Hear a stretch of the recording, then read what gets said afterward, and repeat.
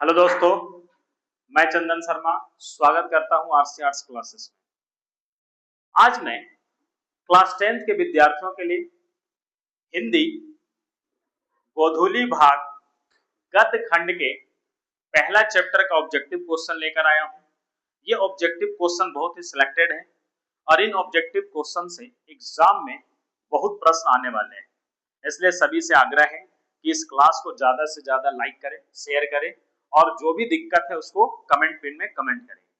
तो ये जो चैप्टर है श्रम विभाजन और जाति प्रथा, जिसके लेखक हैं डॉक्टर भीमराव अम्बेडकर, जिनका सामान्य परिचय हम लोग पिछले क्लास में अध्ययन कर चुके थे।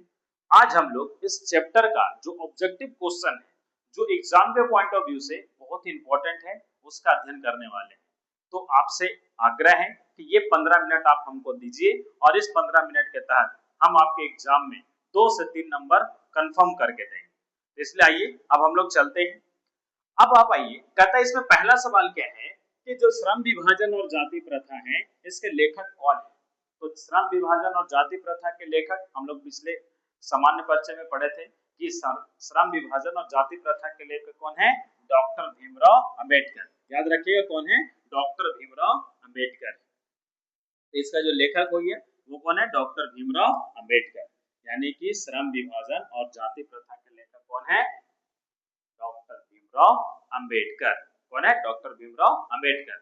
और डॉक्टर भीमराव अम्बेडकर को क्या कहा जाता था, संविधान का जनक कहा जाता था।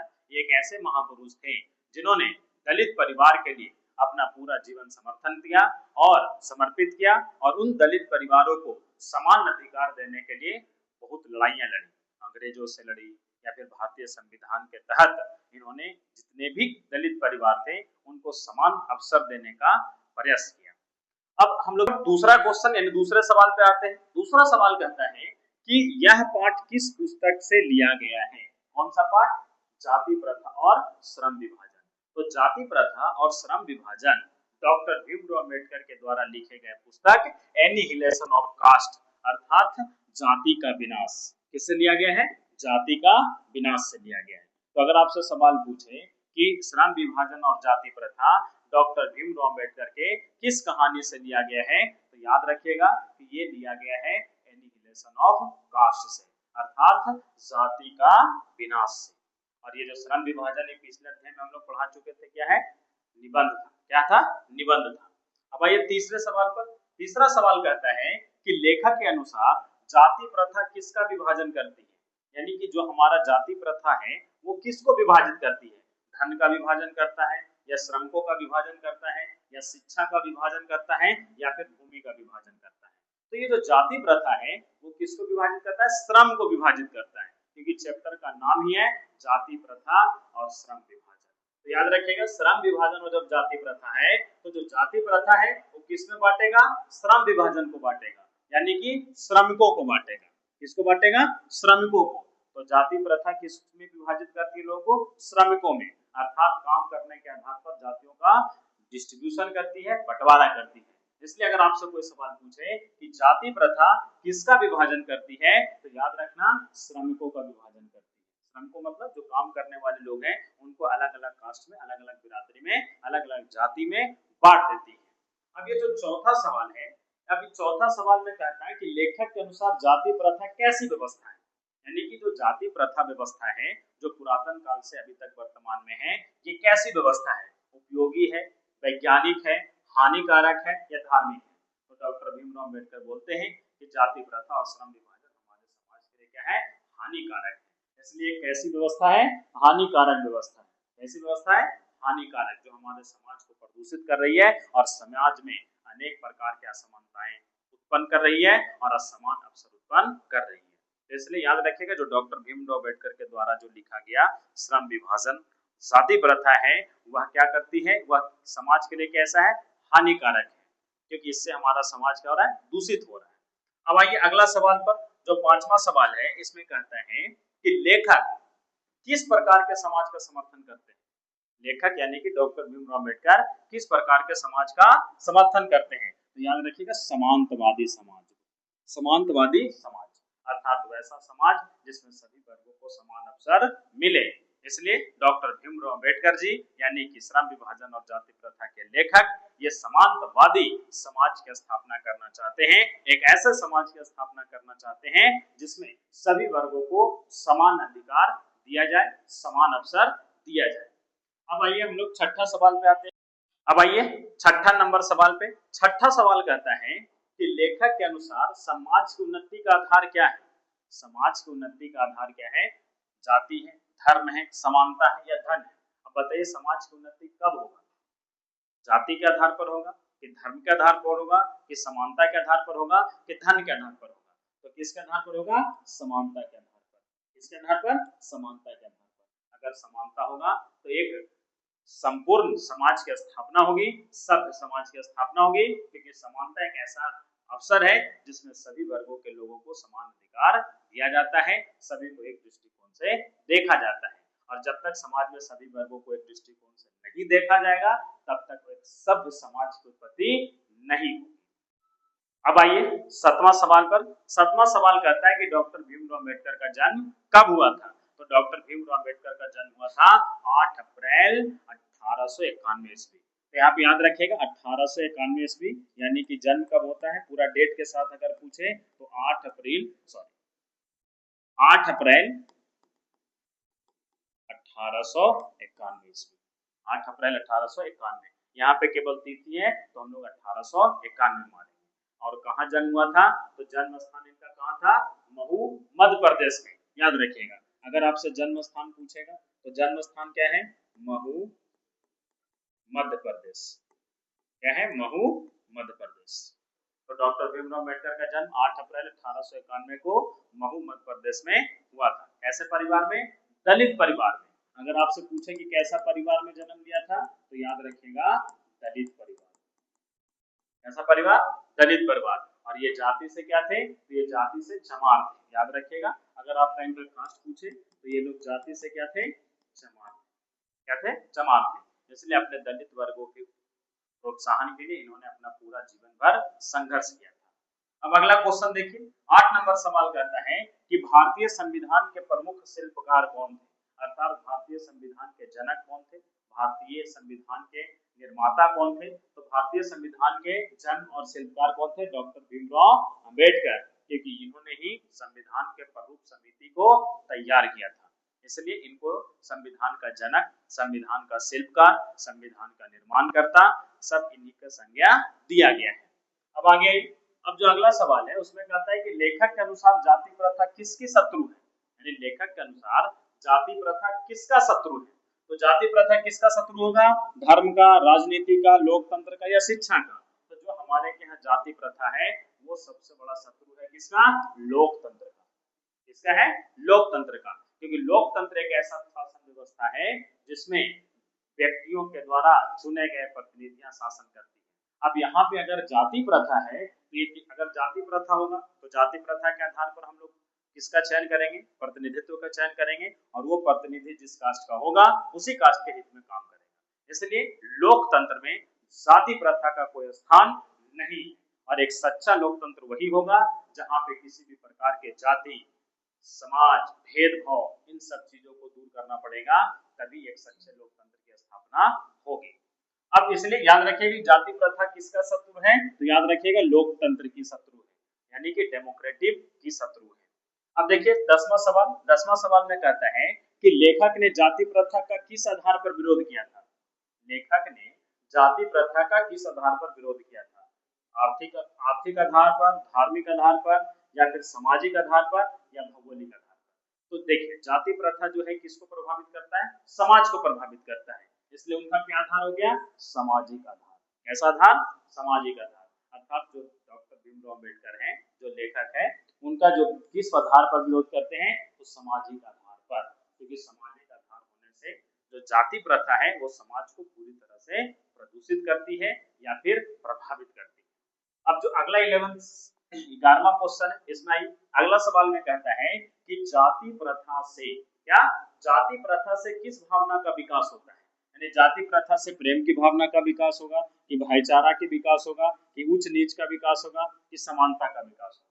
अब बताइए कि जब जाति का विकास होगा, जाति प्रथा से किस भावना का विकास होगा? तो जाति भावना से उच्च नीच का विकास होगा, प्रेम तो होगा नहीं, क्योंकि जाति अगर उत्पन्न होगा तो हर एक जाति दूसरे जाति से ईर्ष्या करेगा, भाईचारा तो हो ही नहीं सकता है, तो ऊंच नीच होगा। ऊंच नीच का मतलब है जो उच्च जाति के लोग हैं वो ऊपर उठेंगे और जो दलित जाति के लोग हैं, जो नीच जाति के लोग हैं वो नीच हो जाएंगे। इसलिए याद रखना कि जो भावना है, किस भावना का विकास होगा, तो ऊंच नीच भावना का विकास होगा। अगर ऊंच नीच होगा यानी कि जाति अगर ऊपर नीचे होगा, उसी के हिसाब से हमारा समाज भी ऊपर नीचे। तो इसलिए याद रखें कि जाति प्रथा से किस भावना का विकास होता है, तो ऊंच नीच भावना से विकास होता है। अब अगला सवाल देखिए, कहता है लेखक के अनुसार समाज में किसका महत्व होना चाहिए? जन्म का महत्व होना चाहिए, जाति का महत्व होना चाहिए, योग्यता का महत्व होना चाहिए, या फिर धन का महत्व होना चाहिए? तो हमारे हिसाब से या फिर लेखक के अनुसार जो है वो कहता है कि योग्यता का आधार होना चाहिए, क्योंकि योग्यता है, जिस व्यक्ति में जो योग्यता है उसके हिसाब से उसको श्रम विभाजित कर दिया जाए, अर्थात किसी भी योग्य पुरुष को अपना काम चुनने का स्वतंत्रता दिया जाए ताकि वो अपने समाज में अपना वर्चस्व बना सके। इसलिए लेखक के अनुसार किसका महत्व है? योग्यता का। योग्यता मतलब उसके जो काम करने की क्षमता है, जाति नहीं देखा जाए, क्योंकि अगर जाति के आधार पर देखते हैं तो जाति के आधार पर उसको काम में बांध दिया जाता है और वो उस जाति के काम को ना करने के लिए मजबूर होता है। इसलिए ध्यान रखिएगा कि जो समाज है उसका विकास का महत्व किसका है? योग्यता के हिसाब से। जिसके पास योग्यता होगा तो योग्य पुरुष हमेशा क्या होगा?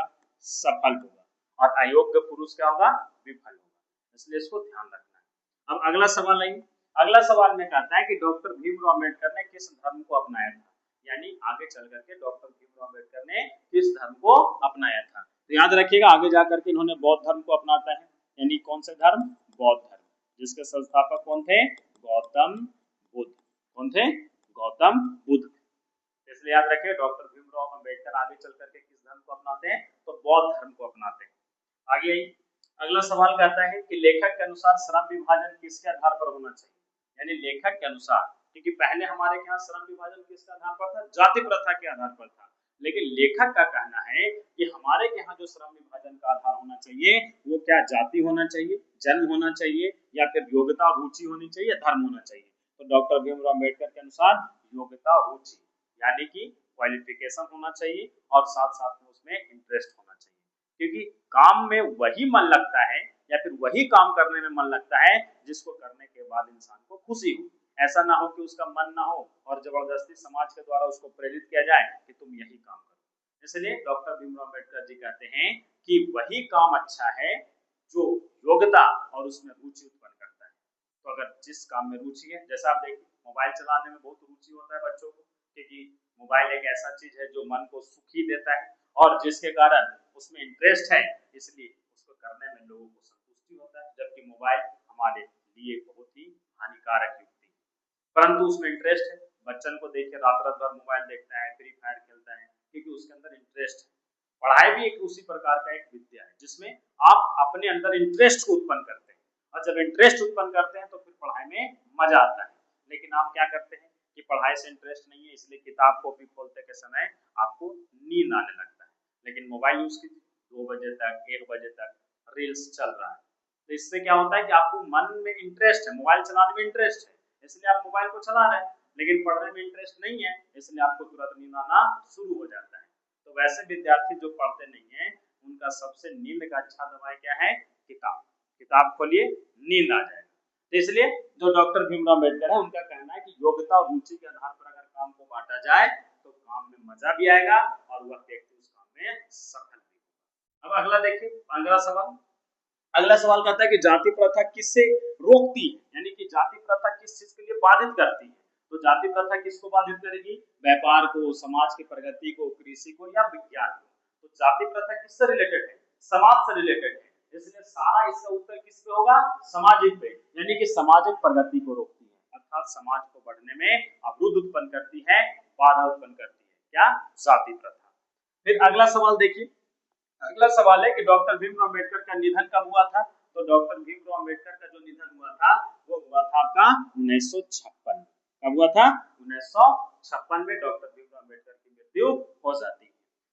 फिर अगला सवाल देखिए, अगला सवाल कहता है लेखक के अनुसार लोकतंत्र का आधार क्या है? यानी कि लोकतंत्र के अनुसार लेखक के अनुसार लोकतंत्र का आधार क्या है? तो लोकतंत्र क्या कहता है?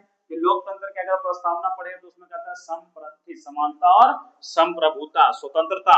तो इसलिए धन तो हो नहीं सकता है, जाति हो नहीं सकता है, बल हो नहीं सकता है, तो क्या होगा? समानता और स्वतंत्रता। अर्थात लोकतंत्र का आधार मुख्य क्या है? सभी व्यक्तियों को एक दृष्टि से देखा जाए और सभी व्यक्तियों को समान स्वतंत्रता दिया जाए, ताकि सभी लोगों को एक क्रम में बढ़ने का अवसर प्रदान किया जाए। तो याद रखें कि लोकतंत्र का मुख्य आधार क्या है? समानता और स्वतंत्रता, यानी कि सभी व्यक्तियों को समान अधिकार दिया जाए और सभी को स्वतंत्रता का अधिकार दिया जाए। अगला सवाल देखिए, अगला सवाल कहता है कि जाति प्रथा का सबसे बड़ा दोष क्या है? तो जाति प्रथा का सबसे बड़ा दोष क्या है? गरीबी है, भेदभाव है, बेरोजगारी है, शिक्षा है। तो जाति प्रथा का सबसे जो बड़ा दोष है वो है क्या? वो है भेदभाव, क्योंकि जाति प्रथा के आधार पर लोगों के साथ भेदभाव किया जाता है। उच्च जाति वाले नीच जाति के लोगों को प्रताड़ित करते हैं, नीच जाति को समान शिक्षा अधिकार नहीं दिया जाता है, या फिर नीच जाति को और भी बहुत सारे से समाज के द्वारा प्रताड़ित किया जाता है। इसलिए जो जाति प्रथा है वो सबसे मुख्य चीज क्या उत्पन्न करता है? भेदभाव। हर एक जाति दूसरे जाति से क्या करता है? घृणा करता है। इसलिए एक सफल या विकसित समाज का विकास नहीं हो पाता है। तो इसलिए याद रखिए कि जाति प्रथा क्या है? सबसे बड़ा दोष है किस चीज का? भेदभाव का। यानी जाति प्रथा सबसे बड़ा चीज क्या उत्पन्न करता है? भेदभाव। अगला सवाल देखिए, 19 नंबर सवाल। 19 में कहता है कि डॉक्टर भीमराव अंबेडकर को किस उपाधि से सम्मानित किया गया था? तो राष्ट्र कवि इनको तो दिनकर जी को कहा गया था, लौह पुरुष सरदार वल्लभ भाई पटेल को कहा गया था, और महात्मा गांधी को कहा गया था। तो याद रखिएगा इनको बाबा साहेब कहा गया। यानी कि डॉक्टर भीमराव अंबेडकर को क्या कहा गया? बाबा साहेब। क्या कहा गया? बाबा साहेब। तो इनको बाबा साहेब के नाम से पुकारा जाता है, इनको डॉक्टर भीमराव अंबेडकर को। राष्ट्रपति किसको? राष्ट्रकवि दिनकर जी को। आपका लौह पुरुष किसको? सरदार वल्लभ भाई पटेल को, सरदार वल्लभ भाई पटेल, सरदार वल्लभ पटेल। अब देखिए महात्मा किसको? तो महात्मा गांधी को। तो ये उपनाम क्या है? उपनाम महात्मा गांधी, महात्मा गांधी को दिया जाता है। तो याद रखिए ये सब उपनाम है जो लोगों के द्वारा, समाज के द्वारा या किसी व्यक्ति के द्वारा दिया जाता है। तो राष्ट्रकवि दिनकर जी को कहा जाता है, आपका लौह पुरुष सरदार वल्लभ भाई पटेल को कहा जाता है, बाबा साहब भीमराव अम्बेडकर को कहा जाता है, और महात्मा गांधी को कहा जाता है। तो याद रखना डॉक्टर भीमराव अम्बेडकर को किस नाम से जानते हैं? तो बाबा साहब के नाम से जानते हैं। आगे देखिए, अगला सवाल है कि जाति प्रथा समाज में क्या उत्पन्न करती है? जाति प्रथा समाज में क्या उत्पन्न करती है? एकता उत्पन्न करता है, प्रेम उत्पन्न करता है, विभाजन उत्पन्न करता है, सहयोग उत्पन्न करता है। पिछले क्वेश्चन में हम लोग पढ़े थे कि जाति प्रथा क्या करता है कि मतभेद उत्पन्न करता है, भेदभाव उत्पन्न करता है, और जब भेदभाव उत्पन्न होगा तो विभाजन होगा, लोग आपस में जाति के आधार पर क्या हो जाएंगे? बटेंगे। एकता तो संभव है नहीं, प्रेम तो हो ही नहीं सकता है एक जाति को दूसरे जाति के लोगों से, और सहयोग तो कर नहीं सकते हैं। अगर आप क्षेत्रीय स्तर पर जाइए, गांव देहात में भी जाइए, तो वहां पे अभी भी बड़े स्तर पर जाति प्रथा देखने को मिलता है। और बिहार की सबसे बड़ी अर्थव्यवस्था की जो कमजोरी है, जिसके कारण बिहार की अर्थव्यवस्था डेवलप नहीं हो रही है, वो क्या है? आपका भेदभाव। कैसा भेदभाव? जाति भेदभाव, अर्थात विभाजन। कैसा विभाजन? जाति विभाजन। यानी जाति के आधार पर लोग बढ़ते हैं, चाहे वो राजनीति की बात हो, समाज की बात हो, या किसी भी प्रकार की बात हो। तो जब तक जाति प्रथा समाप्त नहीं होगा तब तक बिहार में एक समाज कल्याण समाज का विकास नहीं होगा। अब आइए 21 नंबर सवाल। 21 नंबर सवाल कहता है कि लेखक किस प्रकार के श्रम विभाजन को क्या करते हैं? उचित मानते हैं। यानी कि लेखक कैसे श्रम विभाजन को उचित मानते हैं? जाति के आधार पर, या जन्म के आधार पर, या योग्यता के आधार पर, या धर्म के आधार पर? तो हम लोग किसके आधार पर मानेंगे कि सही होना चाहिए? तो काम कैसे बंटना चाहिए? जो व्यक्ति जिस काम के लायक है, यानी कि जिस व्यक्ति में जिस काम करने की योग्यता है, उस व्यक्ति को वही काम सौंपा जाए। तो योग्यता के आधार पर, किसके आधार पर? योग्यता के आधार पर। अब जैसे मान लेते हैं कि कोई व्यक्ति मछली पकड़ने में बहुत निपुण है, अब हम उसको मुर्गा पकड़ने के लिए भेज दें, और अगर कोई व्यक्ति मुर्गा पकड़ने में एक्सपर्ट है, उसको आप मछली पकड़ने के लिए भेज दें, तो ना तो वो ढंग से मछली पकड़ पाएगा और ना ही वो व्यक्ति सही से मुर्गा पकड़ पाएगा। इसका मतलब है कि जो व्यक्ति जिस काम को करने में माहिर हो, उस व्यक्ति को बिना जात पात के वही काम करने के लिए सौंपा जाए, जिससे काम भी अच्छा होगा और लोग कुशल पूर्वक भी अपना जीवन व्यतीत कर सकता है और उसके जीवन में सुधार हो सकता है। तो याद रखिएगा कि किस प्रकार के विभाजन की बात करता है? तो योग्यता के आधार पर, और जो योग्यता के आधार पर काम बटेगा वो कभी भी विफल नहीं हो सकता। अगला सवाल आइए, इसमें कहता है कि लेखक का मुख्य उद्देश्य क्या है।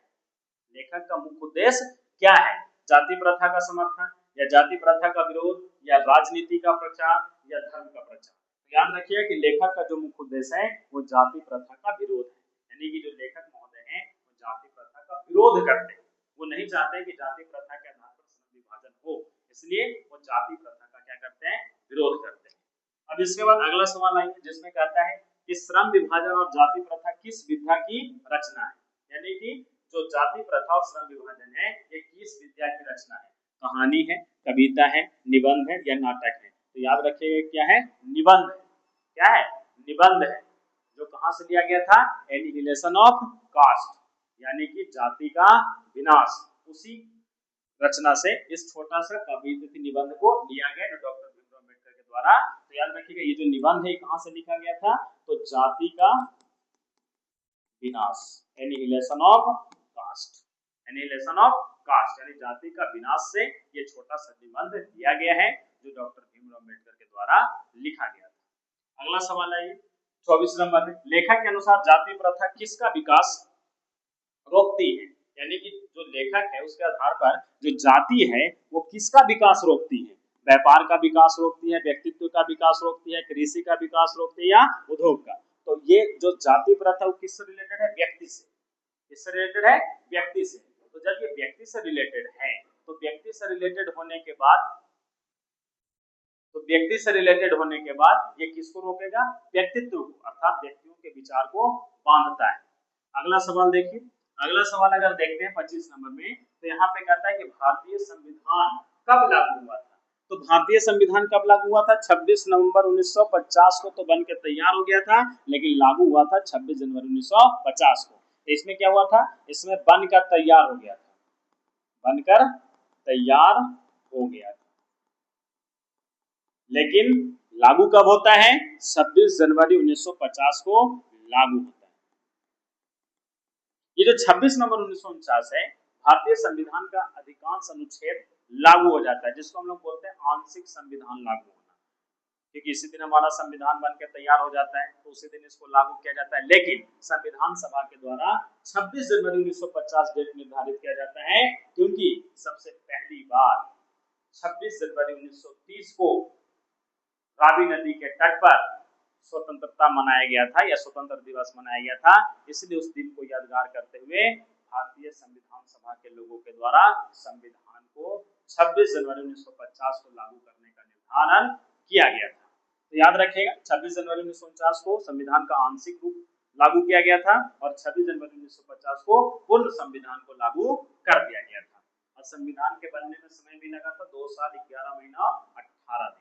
तो संविधान का निर्माण किसके द्वारा होता है, संविधान सभा के द्वारा होता है, इसको ध्यान रखिए। अब अगला सवाल है इसमें कि लेखक ने किस समाज की कल्पना की है, जातिवादी समाज की, या फिर समतामूलक समाज की, पूंजीवाद समाज की, या समानता समाज की। तो जो डॉक्टर भीमराव अम्बेडकर है वो समतामूलक, समतामूलक का मतलब है जिसमें सभी व्यक्तियों को समान परिवेश में देखा जाए। तो याद रखिएगा कि लेखक किस समाज की बात करते हैं, तो समतामूलक समाज की बात करते हैं, अर्थात वैसा समाज जिसमें मूल्य क्या हो, समता हो, अर्थात समानता हो, यानी सभी व्यक्तियों को एक अधिकार से देखा जाए। अगला सवाल है कि जाति प्रथा का आधार क्या है। ये पहले भी बता चुके थे कि जाति प्रथा का आधार क्या है, जाति प्रथा का आधार है जन्म के आधार पर। जाति प्रथा का आधार क्या है, जन्म के आधार पर, की शिक्षा के आधार पर, की योग्यता के आधार पर। तो जाति प्रथा जो है वो लेखक के अनुसार अगर देखते हैं तो वो किसके आधार पर है, योग्यता के आधार पर है, लेकिन इस चैप्टर में किसके आधार पर है, जन्म के आधार पर। जबकि डॉक्टर भीमराव अम्बेडकर कहते हैं कि जाति प्रथा का श्रम विभाजन का किसके आधार पर होना चाहिए, योग्यता के आधार पर। लेकिन यहाँ पे जाति प्रथा का आधार क्या है, जन्म के आधार पर, अर्थात व्यक्ति जिस जाति में जन्म लेता है वह व्यक्ति उसी जाति का हो जाता है। और समाज के द्वारा एक ऐसा नियम बनाया गया है कि जो व्यक्ति जिस जाति में उत्पन्न होता है वह व्यक्ति उसी जाति के रोजगार को, उसी पेशा को आगे बढ़ाएगा, जो हमारे एक सभ्य समाज के लिए क्या होता है, विरोध उत्पन्न करता है। अब अगला सवाल देखिए 29 नंबर में। 29 नंबर में कहता है कि लेखक के अनुसार, किसके अनुसार, लेखक के अनुसार जाति प्रथा किसके विरुद्ध है, जाति प्रथा किसके विरुद्ध है। तो लेखक विज्ञान के तो विरुद्ध नहीं है, साहित्य के विरुद्ध नहीं है, कला के विरुद्ध नहीं है, किसके विरुद्ध है, मानवता के विरुद्ध है। क्योंकि जाति प्रथा जो है हमारे सभ्य मानव का विकास नहीं कर पाता है, अर्थात मानवता का विरोध करता है। अभी 29 नंबर सवाल देखते हैं कि डॉक्टर भीमराव अम्बेडकर का पूरा नाम क्या था। ये पिछले वाले चैप्टर में भी पढ़ाए थे जब सामान्य परिचय पढ़ाए थे। तो याद रखिएगा जो डॉक्टर भीमराव अम्बेडकर पूरा नाम था वो था भीमराव रामजी अम्बेडकर। क्या है? भीमराव रामजी अम्बेडकर। जिसमें आपका देखिए ये भी दोनों ऑप्शन सेम हो गया, तो आप यहाँ पे दोनों में से कोई भी मान सकते हैं। भीमराव रामजी अम्बेडकर यहाँ भी है और भीमराव रामजी अम्बेडकर यहाँ भी है। तो यहाँ पे मिसप्रिंट हो गया टाइपिंग में, तो इसलिए इसको ध्यान देना है कि जो डॉक्टर भीमराव अम्बेडकर उनका पूरा नाम क्या था? भीमराव रामजी अम्बेडकर। ठीक है, अगला सवाल देखिए। अब देखिए अगला सवाल है कि इस पाठ का केंद्रीय संदेश क्या है। मतलब इस पाठ का पूर्ण या फिर अगर संक्षिप्त अगर आपसे कोई पूछे या फिर सारांश अगर पूछे कि सारांश संदेश क्या है, अर्थात इस कहानी से कौन सा संदेश मिलता है, तो डॉक्टर भीमराव अम्बेडकर के अनुसार, हमारे हिसाब से लेखक के अनुसार से समानता, स्वतंत्रता और बंधुत्व स्थापित करने की बात करते हैं। एक ऐसा समाज हो जिसमें समानता हो, स्वतंत्रता हो और क्या हो? बंधुत्व। तो ये किसके अनुसार? लेखक के अनुसार। क्या कहते हैं? केंद्रीय संदेश। केंद्रीय संदेश का मतलब है कि इस चैप्टर को पढ़ने का मुख्य उद्देश्य क्या है। तो मुख्य उद्देश्य यही है कि हमारे यहाँ एक ऐसे समाज की स्थापना हो, एक ऐसा संविधान की स्थापना हो जिसका मुख्य आधार समानता हो, स्वतंत्रता हो और क्या हो? बंधुत्व। ठीक है, तो हमको उम्मीद है कि आप लोग को ये वीडियो बहुत अच्छा लगा होगा और इसलिए आपसे एक अनुरोध है कि कृपया इस चैनल को सब्सक्राइब करें और लाइक करें और शेयर करें। और अगर आपको किसी भी प्रकार का कोई प्रॉब्लम है तो आप कमेंट में पिन कर सकते हैं। मैं उस कमेंट का जवाब अगले क्लास में लेकर आऊंगा। और ये जो क्वेश्चन है ये बहुत ही इंपॉर्टेंट क्वेश्चन है, इसलिए आपसे आग्रह है कि इसको आप एग्जाम से जाने से पहले एक बार जरूर देखें। धन्यवाद। जय हिंद, जय भारत।